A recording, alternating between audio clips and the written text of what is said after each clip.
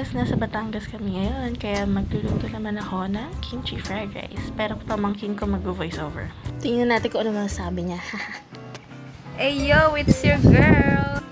So, ang role po natin for today is mag-voice over po tayo instead of taga-tikim lang.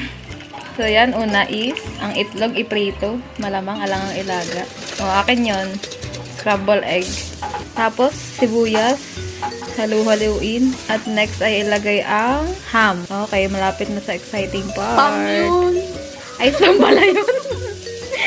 Okay na, ito na exciting part, yung kimchi. Pinaka-favorite ng lahat. Okay, halo-halo lang. Madali lang pala magluto. Charot! Kapal ng mukha, hindi nga nagluluto.